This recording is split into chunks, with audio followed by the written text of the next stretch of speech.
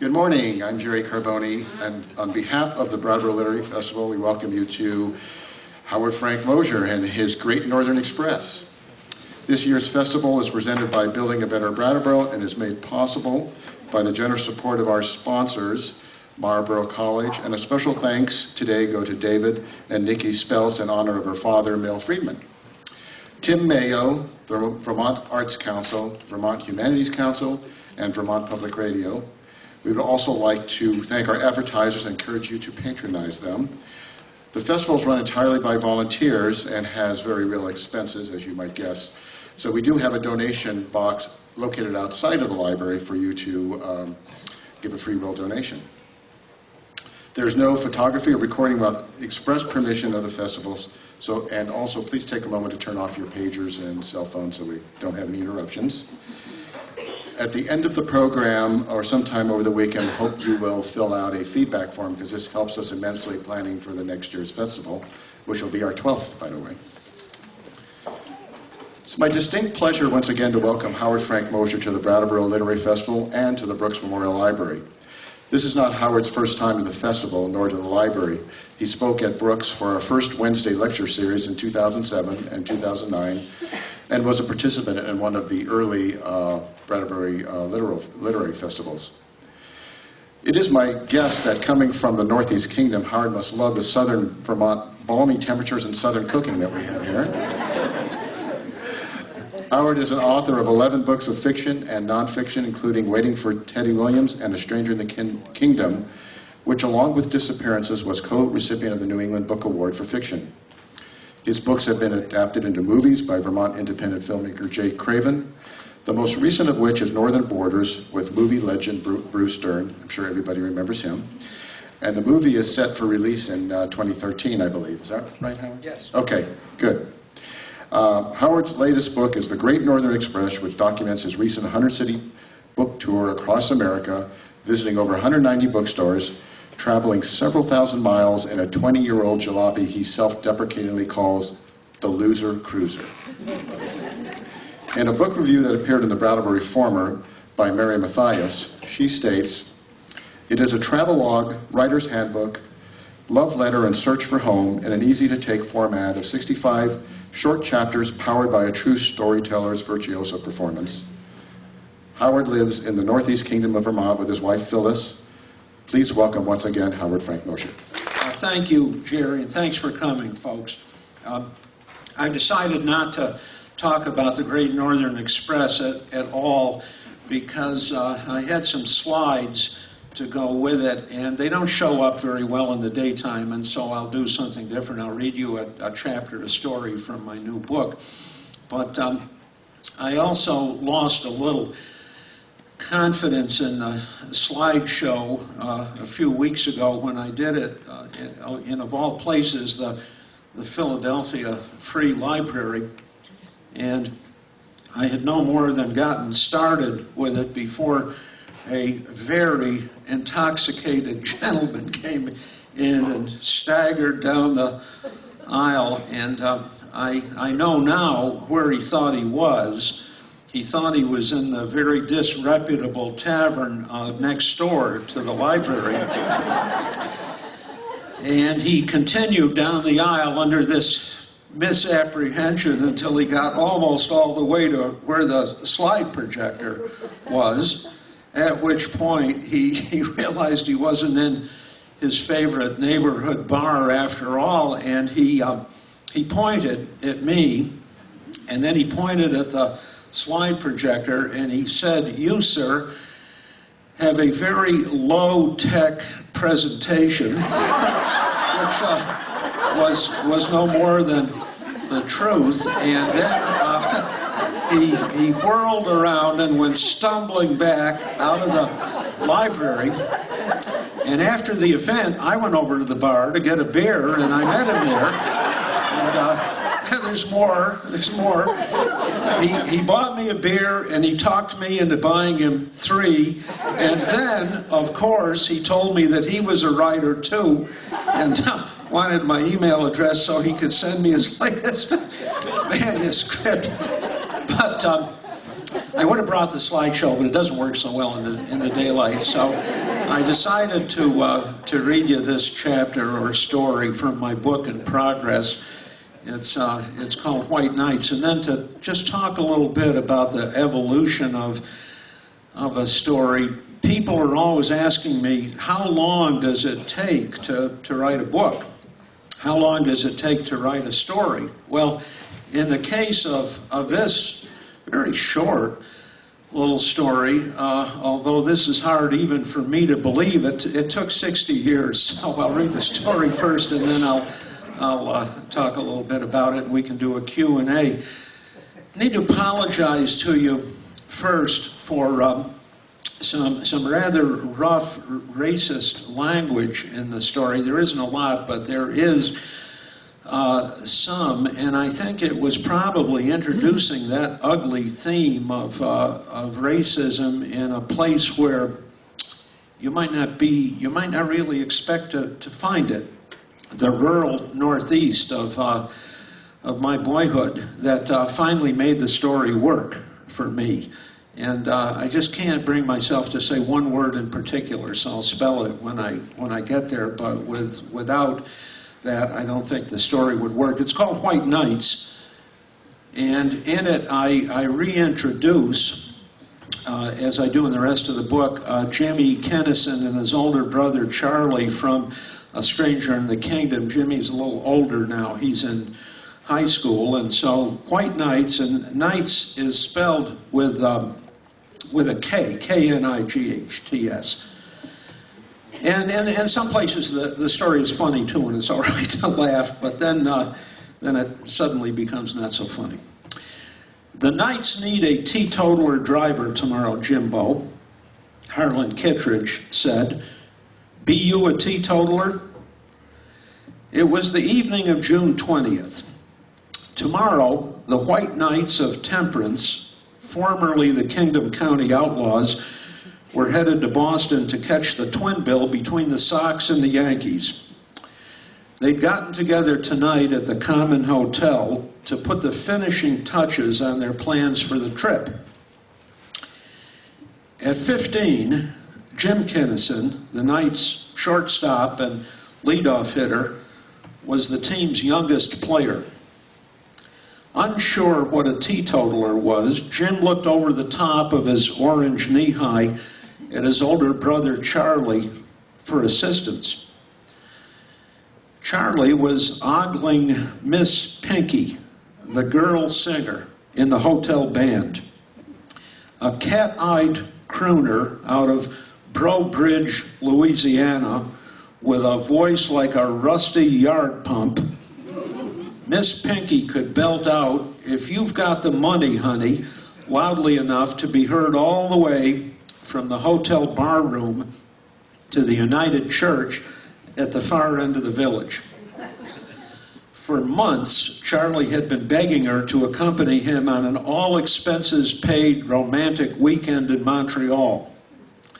In fact, the entire baseball team was in love with Pinky. Jim was infatuated with her himself.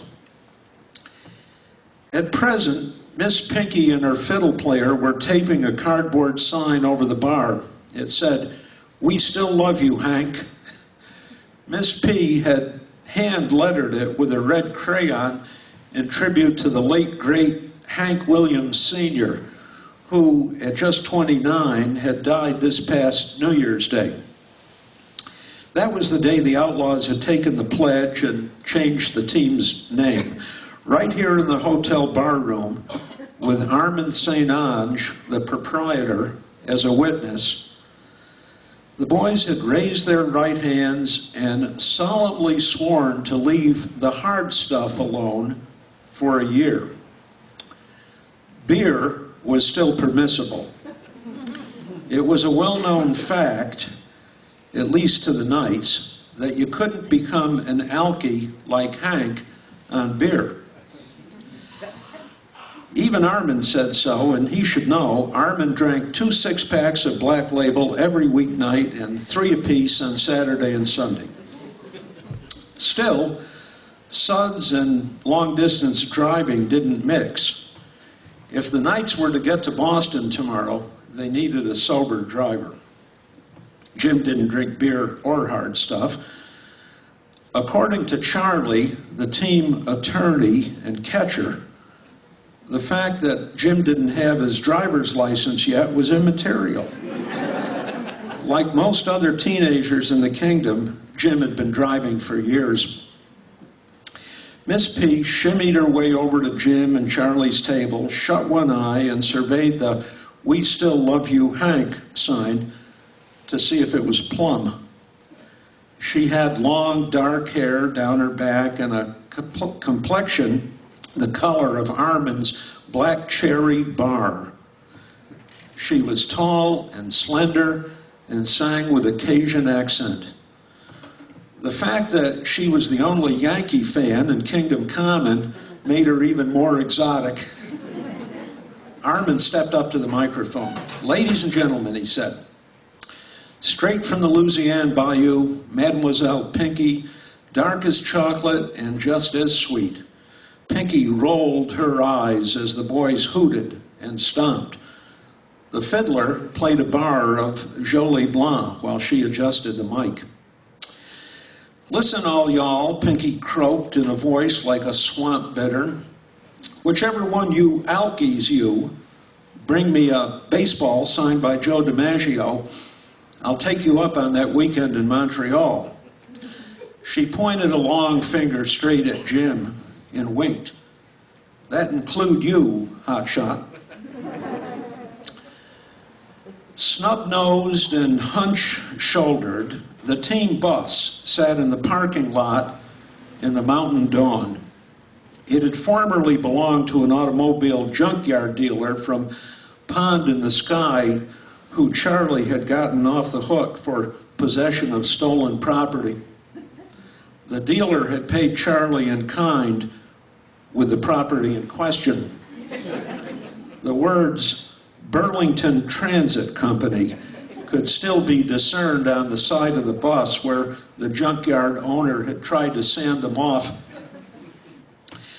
Harlan Kittredge had painted the team's new name just below the imperfectly deleted Burlington Transit Company. In fire engine red letters a foot high, Harlan had inscribed the words "White Knights," spelled of course with an N, "White Knights of Temperance," spelled without the E. Someone, probably Charlie, had added an inebriated-looking K in front of Knights. No one had bothered to correct the temperance. The bus had a new name of its own, the Ark of the Covenant. It had been conferred by Charlie in commemoration of the vow the boys had made to leave the hard stuff alone. They headed out just after 5 a.m. Jim had been practicing for the trip by driving the Ark to away games. Shifting through its 6 forward gears was the biggest challenge. "Shift," the boys hollered, as the Ark headed south between the village green and the brick shopping block. Jim mashed down on the metal clutch pedal and ratcheted the floor gear to the next shift up, gear up. At the end of the brick block, Jim's dad, editor Charles Kennison, was unlocking the door of the Kingdom County Monitor. He glanced over his shoulder at the bus, but didn't wave. The editor was down on the Sox because they hadn't yet broken the color barrier in Boston by signing a Negro player. Neither, for that matter, had the Yankees. Jim's dad hadn't told him that he couldn't go to Boston with the Knights, but Jim knew he didn't approve of the trip. The night before, planning the drive to Fenway, the boys had closed down the hotel barroom. This morning, they had frequent recourse to the team's water bucket and dipper. Approaching Kingdom Landing, they began to sing 99 bottles of beer on the wall. The song petered out at 85 bottles. By the time they reached St. Johnsbury, Most of the players were asleep. Jim's only disappointment was that he would miss seeing Ted Williams play. Ted was serving his country in Korea. Seeing Joe DiMaggio would be the next best thing, even if he was a damn Yankee. In Jim's jacket pocket was a brand new official American League baseball Charlie had given him for his 15th birthday. If they arrived at Fenway in time for batting practice, Jolting Joe might sign Jim's baseball for Miss Pinky. Just ahead, second longest covered bridge in the world. Swing in there, Jimbo, Harlan said, pointing at the pull-off beyond the sign, pit stop. Jim nosed the arc into the pull-off beside a green trash barrel. He got out and stretched. Across the river in New Hampshire, the sun was just coming up behind the White Mountains. While the boys went down to pee in the river, Jim read the historical marker beside the entrance of the bridge. This covered bridge over the upper Connecticut River was built by James Kinnison in 1789.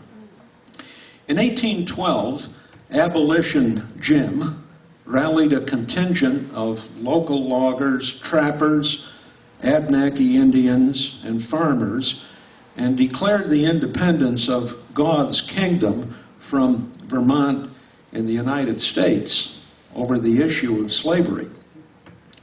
In 1836, in a day-long battle at this bridge, James and 8 of his fellow abolitionists were killed by federal soldiers sent from Boston to put down the insurrection. And Kingdom County was duly reincorporated into America. It seemed strange to Jim to read his own name on the historical marker. It was almost like reading about his own death.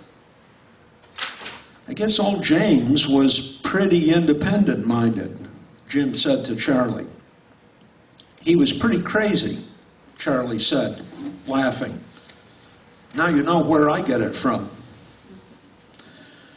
Well, looky there, boys, Harlan said, coming back up the bank, tugging at his fly. He pointed at an ad, painted in white, over the arched entryway of the bridge. Whittemore's Country Store, 1 mile ahead in Woodsville, New Hampshire. Coldest beer in the Granite State. You can see where this is going, can't you? They sell beer at Fenway, Harley, Charlie said. Yeah, it's still early in the forenoon, Charlie K. We've got, what, 7 hours to get there? We'll put her to a vote. The Knights voted 15-2, Charlie and Jim dissenting, to make a beer run to Woodsville. Harlan would direct the arc across the bridge while Jim drove. Harlan walked backward into the bridge, holding his arms out at eye level and waggling his fingers for Jim to come ahead. Suddenly, there was an incredibly loud, crunching noise, followed by the clatter of falling timbers and beams at the entryway of the second longest covered bridge, as the entryway of the second longest covered bridge in the world collapsed onto the roof of the bus. Jim tried to throw the shifting lever into reverse. Instead, he hit first again. His KED slipped off the clutch, and the arc gave a bound forward. Jim twisted the steering wheel to avoid Harlan. The bus smacked into the north wall of the bridge, knocking some boards down into the river. Finally, Jim located reverse. The bus bucked sideways, and the black shifting knob came off in Jim's hand. The arc was wedged diagonally across the bridge with its back wheels and 3 feet of its rear end hanging out over the river. Standing in a jackstraw heap of beams and timbers, Harlan nodded. "Yes, gentlemen," he said. "One thing now," Harlan said as the knights got out to assess their handiwork, "this ain't young Jim here's fault. Nothing would do but we must make a beer run. I was directing. I checked for width but never looked up. This ain't on Jim's head." The boys agreed that Jim was in no way responsible for destroying the bridge. Charlie said they should call for a tow truck. He dispatched Cousin Stub Kennison to a nearby farm on the Vermont side of the river to put in the call. Harlan and the Riendo brothers volunteered to slope across the river to Whittemore's country store and fetch back a case or two of the coldest beer in the Granite State. Jim walked down the bank and stood beside the river. In the deep pool under the bridge, a school of suckers flashed their reddish fins as they scavenged their way along the sandy bottom. Downriver, 100 yards, the Boston and Montreal railroad tracks crossed the river on a wooden trestle. The tow truck would have to arrive soon for the Knights to make batting practice at Fenway. Harlan and the Riendos showed up with 8 cases of Black Label and a blue wheelbarrow. Harlan eyed a notice tacked to a soft maple tree near the trash barrel. Consumption of alcoholic beverages prohibited within 100 feet of national monument. Harlan peered inside the trash barrel, then turned it upside down and dumped some sandwich wrappers and empty pop bottles over the bank. He shouldered the barrel, carried it down to the river, and sozzled it out. He brought the barrel back up the bank, got out his church key, and began opening the bottles of Black Label and pouring their contents into the barrel. "We'll drink turn and turn about out of the water dipper," Harlan explained, "in case anybody comes along." Cousin Stub returned from the farmhouse to report that the Woodsville wrecker was down for transmission repairs. He tried Bradford, but couldn't get through. Finally, he'd gotten hold of White River. The White River wrecker was out on call, but would be up as soon as it got back. "Hark, I do believe I hear the sound of a siren," Harlan said. Jim heard the siren too from across the river. It was coming their way.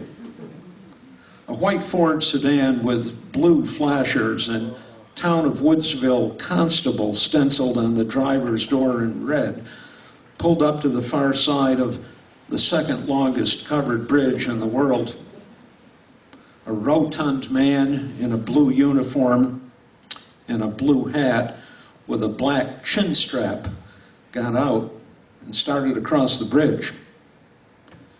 Jim could feel his heart going faster. Maybe the accident wasn't his fault, but he'd been driving at the time. "What's all this about?" the constable said. "Didn't you fellas see the load limit sign?" The officer looked into the barrel. "Have you boys been drinking?" "Certainly not," Harlan said. "We've all taken the pledge. Our driver, Jim Kennison here, is sober as a judge." The policeman surveyed the Knights out from under the brim of his hat. "There's no drinking within 100 feet of the bridge," he said. "It's a national monument up on the historical register. I'm afraid I've got to write you boys up." Traffic was beginning to back up on the Vermont side of the bridge. The driver of a milk truck with Massachusetts plates laid on his horn and then backed up the hill and turned around in the farmer's barnyard. An older couple from Mississippi stopped to read the historical marker. They stared at the bus trapped in the bridge. "Look at this," the man said to his wife. He pointed at a flyer tacked to the bridge beside the entryway. "Minstrel show, 7 p.m. July 4th, Kingdom Common Town Hall. Music, skits, Amos and Andy, walking for the cake, Admission $2, children under 12 free. The woman from Mississippi shook her head. Vermont, she said to her husband.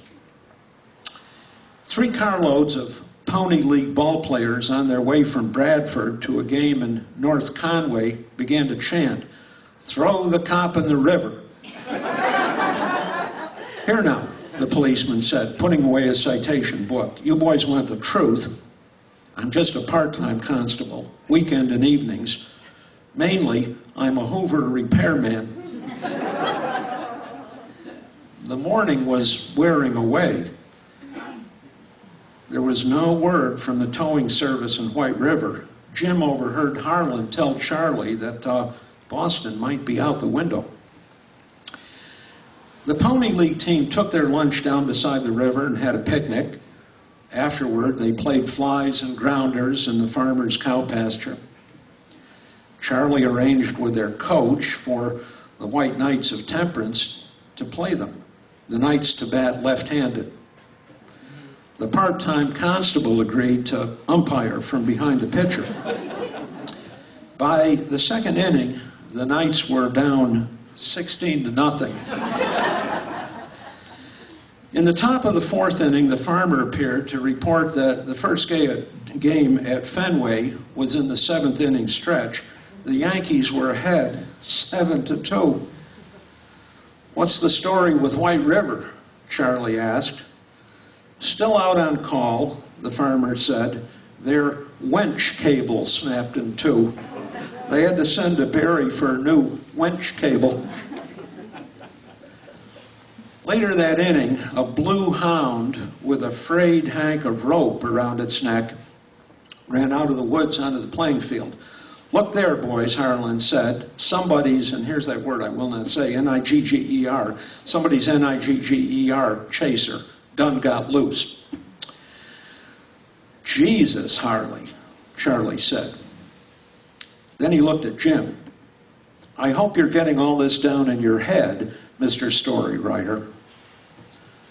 Without quite knowing why, Jim took himself out of the game and went to sit in the bus where it was cool and dim and quiet.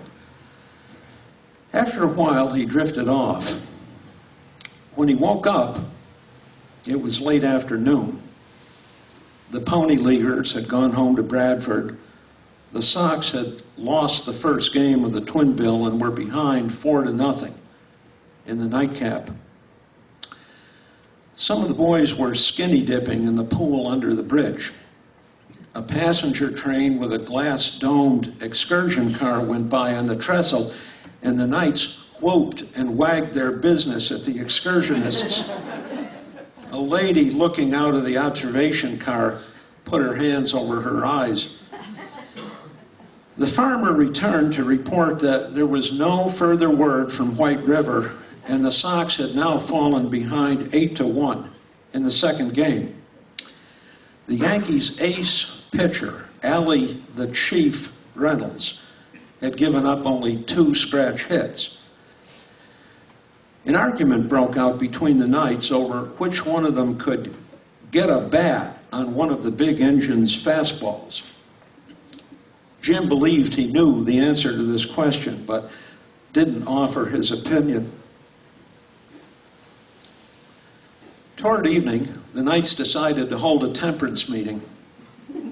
They stood around the trash barrel and the pull-off and passed the last dipper full of Black Label from hand to hand. Each team member took a sip and spoke a short piece. "My name is Stub Kennison, and I believe in a higher power."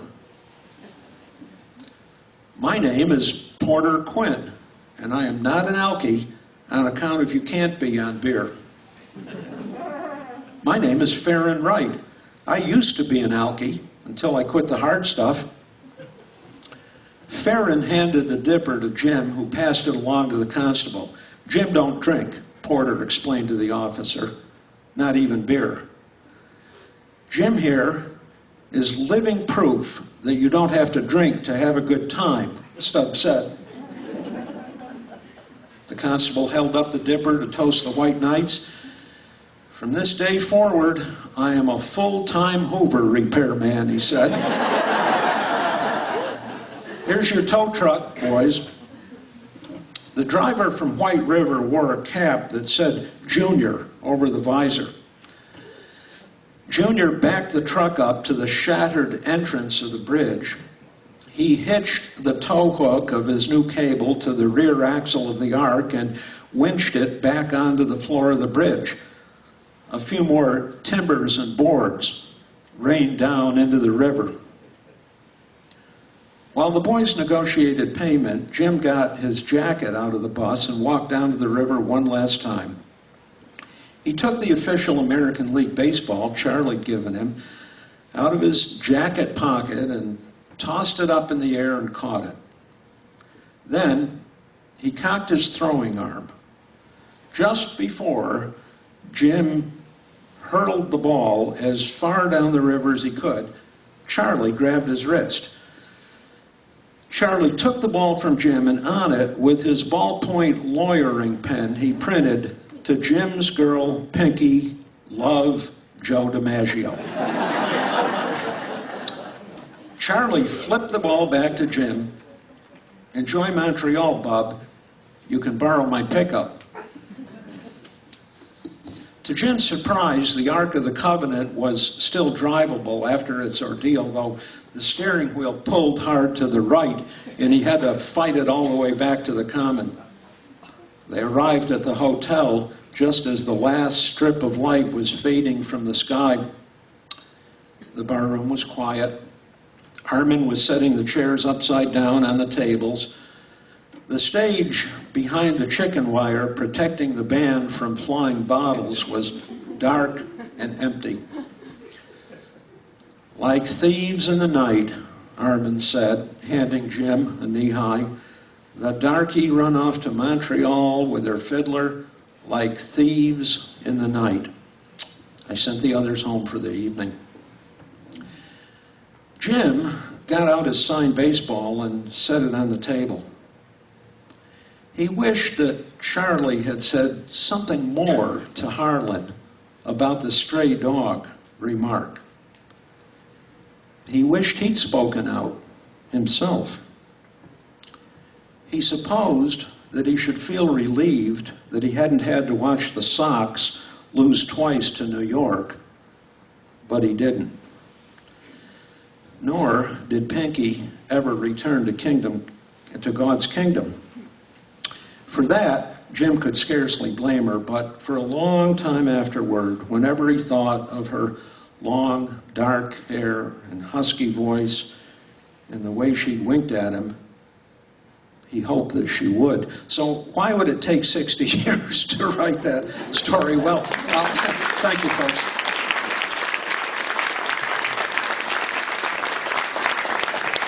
Okay, I'll fill you in quickly, and then if you have some questions, we can visit about the story or Jay Craven's new movie of Northern Borders, which I think is going to be just spectacular with Bruce Dern playing the role of that misanthropic old grandfather. You know, Bruce Dern played in 1,000,000 westerns back in John Wayne's day, and he's the only actor, I think, who ever actually shot John Wayne in a movie. And he's tough. But I saw a little bit of the movie being filmed just down the road here, and boy, Dern has another side, a gentle side that he turns on when he's with his grandson that is great. So I have high hopes. Okay, White Nights.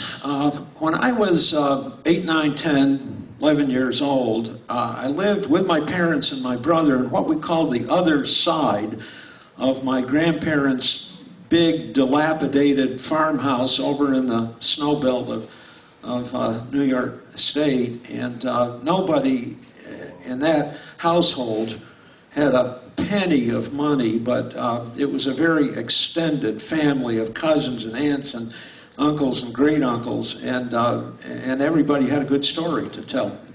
So from the time I was a little kid, I never wanted to be anything but a story writer, like Jim in the story. Mr. Story Writer, Charlie calls him. Pay attention to what you are seeing. Pay attention. So with us in the big house lived my two wild and crazy uncles, Uncle Dwayne and Uncle Bob White, and like Charlie and the older boys in the story, their goal in life seemed to be to corrupt little 10-year-old me. And that wasn't hard because I was very willing to be corrupted. And on New Year's Day, 1953, when I was just 10, they took me down to the local hotel where they were going to have, as they put it, some of the hair of the dog that had bitten them the night before New Year's Eve. And I was, drinking my orange knee-high and playing pool when word came through that Hank Williams Sr., the great country singer, had died the night before of an overdose in the back of his baby blue Cadillac, carrying him up through the mountains of West Virginia.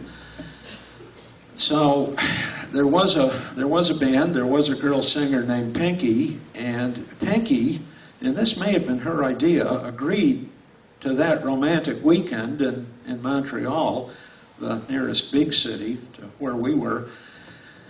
But the bet was a little different.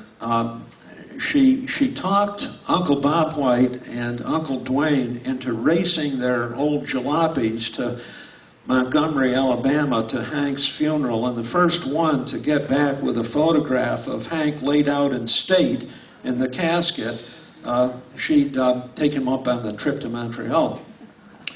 So I remember that day, and it wasn't snowing, but it was one of those sub-zero days when there's a lot of blowing snow in the air.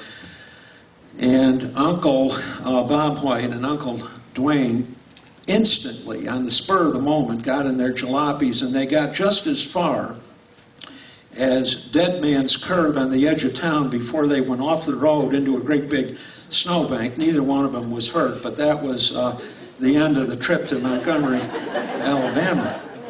Well, you couldn't be a little kid who wanted to write stories and tell stories and see a spectacle like that and not want to write that story, and I did, and I wrote it many times over the next few years and beyond, but it wasn't a story, it was an anecdote. So there wasn't anything there really, but I fiddled around with it because I was so taken with it. And now we got to flash forward 30 years. Right after college, my wife and I came up to the Northeast Kingdom of Vermont thinking that we would find jobs, teaching jobs, work for a year or two, and then go on to graduate school. And I was sure that out there in graduate school there was a blueprint that would show me how to write stories that somebody other than my beloved mother might want to read. And boy, was I wrong about that, by the way, when it came to graduate school. I think the Northeast Kingdom turned out to be my graduate school. But at any rate, I'd been teaching, and this was years and years after the Hank Williams episode. But I sensed that teaching was in some ways, even in the kingdom, cutting me off from the rest of the Northeast Kingdom in a world that I needed to know more about if I was going to write about it. So I left teaching, and I did a number of things. I worked on farms, I worked in the woods, and finally I got a job for a few years working as a social worker with kids who dropped out of school. And that was good experience, and a lot of the kids in my subsequent stories, I think, were inspired by those kids I worked with. I mean, they were down and out. They were out of school. A lot of them didn't have a place to live. A lot of them wound up living with Phyllis and me. But I wrote a grant to enrich their cultural experiences, and we did get an old Army bus, and I got a few $1,000 to take the kids on day trips to, Boston, and we decided to go to the Morgan horse farm. So this old bus, which was a dead ringer for the bus and white nights and had a maximum speed of about 32 miles an hour, was a terrible rig to drive. And by the time I got it all the way from the Northeast Kingdom down to the Morgan Horse Farm, which is in Weybridge over on Lake Champlain behind Middlebury. I was fit to be tied, and there are a couple ways to get to the horse farm, one of which, the quicker way, goes through a covered bridge, and I did get that damnable bus stuck in the bridge, and some, although not all, of the rest of the details in the story are all too accurate, including the kids chanting, "Throw the cop," and I learned then that it was probably impossible for a relatively young man to die of sheer anxiety. It wasn't going to happen. That was encouraging to a prospective writer. So then I wrote that story, and that had a little more to it, especially if I wanted to get into the lives of these kids. But it still seemed more like an anecdote than a story. About 3 years ago, I put the two anecdotes together, added the terrible racist material, and then it worked better for me. So this little story was 60 years in the works. Usually it takes me 4 to 5 years to write a novel. I can work on two at the same time. Sometimes one, I might be finishing one up in the morning, or on the second part of it, and on the first part of another. But all I can say about how long fiction takes is it takes as long as it takes, and that's all there is to it. The worst racist remark in the story, of course, is the Nigger chaser. And very recently in the Northeast Kingdom, at a dance at the town hall, a dog with a frayed hank of rope around its neck ran in, and one of the members of the band made that remark, and I'm sorry to tell you, nobody said anything or did anything or walked out, and most of the other racist references in the story I heard not only as a kid growing up, but I've heard recently, and I guess the point is racism is everywhere.